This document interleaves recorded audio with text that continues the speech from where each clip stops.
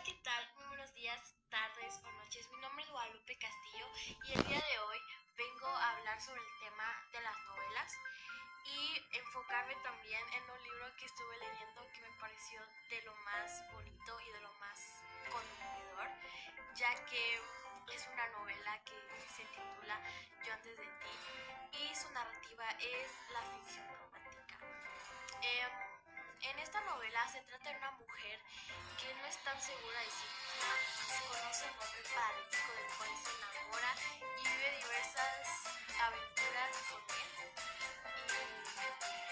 Y en lo personal es una de las mejores novelas que he leído en toda mi vida, ya que es muy conmovedora la manera en que es narrada y específicamente esta novela ha sido basada en películas y tiene su trilogía donde nos cuenta esta hermosa historia de amor que nos pone a reflexionar sobre que podemos querer a una persona sin importar sus capacidades, si puede realizar cosas, si tiene alguna enfermedad, si carece de alguna parte del cuerpo, y nos enseña a que el amor es sin duda algo que nos ayuda a aceptar a la otra persona, por más que a las otras personas les parezca de lo más feo, a nosotros nos va a llenar por el gran amor que puede surgir entre dos personas.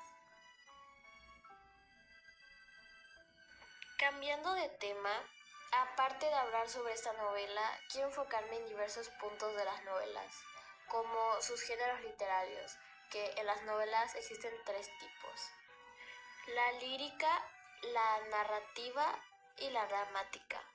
La narrativa consiste en que el autor haga uso de la figura del narrador para contar los hechos protagonizados por unos personajes. La lírica agrupa los textos en los que el autor expresa sus emociones o sentimientos, en verso o en prosa. Es una tipología muy subjetiva, ya que el autor presenta la realidad desde su propia perspectiva y utiliza el arte de la palabra para expresar sus pensamientos, reflejar sus estados de ánimo, sus vivencias o sentimientos.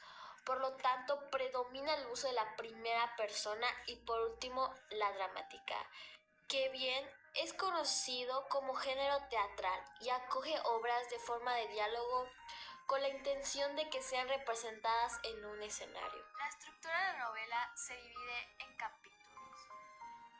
Su trama puede ser muy compleja y nos narra las emociones y conflictos que pueda tener el protagonista. En la novela también nos pueden describir físicamente los personajes.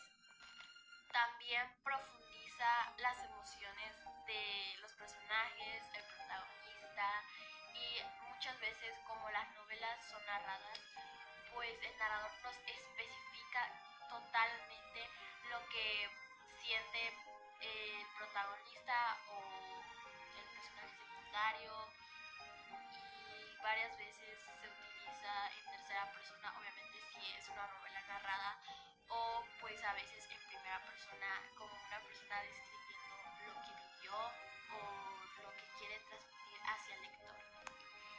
La novela posee características, narra hechos reales o ficticios, pero obviamente creíbles. Toda novela es ficción. Es producto de la creación individual de un novelista que alimenta su fantasía de la realidad que lo rodea, pero no presenta las cosas tal como son, sino como esta persona lo ve. La novela tiene una fuerte carga connotativa, es decir, que vamos a interpretar las palabras y las situaciones, no con su significado real, sino como el propio autor lo ve y lo visualiza. En la novela predomina demasiado la narración, como antes ya mencioné, aunque incluye descripción, diálogos, monólogo interior. Describe mucho el ambiente donde se desarrolla la narrativa. Nos describe específicamente cómo la persona protagonista puede ver su alrededor y cómo se siente. Las novelas cuidan demasiado la estética de las palabras, utilizando un lenguaje bastante, a veces figurado y en otras ocasiones informal. El desarrollo de personajes es más profundo que un cuento o un relato. La novela caracteriza física y psicológicamente a sus protagonistas y antagonistas.